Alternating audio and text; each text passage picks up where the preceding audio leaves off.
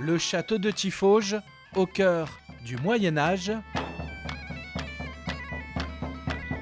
Nous sommes en 1373, lors de la reconquête du Royaume de France. Une immersion grandeur nature, avec ses échoppes, son artisanat et ses portraits d'autrefois. Sur place, comme chaque année, les visiteurs sont entourés de reconstitueurs. Ces reconstitueurs jouent ici un rôle historique avec leurs costumes d'époque. Ils sont près de 500 à venir de toute l'Europe.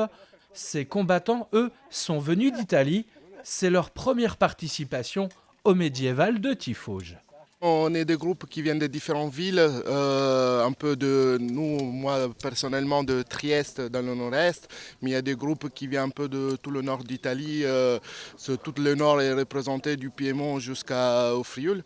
Et on vient ici, on a une passion commune, c'est l'histoire, le Moyen-Âge en particulier, c'est pour ça qu'on a fait autant de kilomètres pour être là aujourd'hui.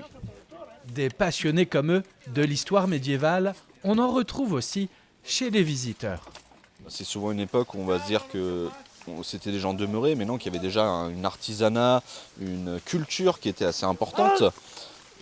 On peut le voir, une discipline derrière, juste derrière. Ce couple est de toutes les sorties médiévales avec leur enfant. Oui, on essaye de participer à des événements qu'il y a dans la région en fait.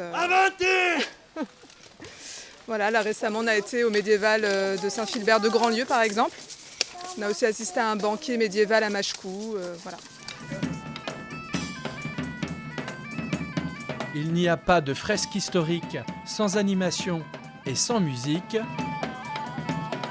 La forteresse de Tiffauges demeure à elle toute seule un vrai voyage dans le temps.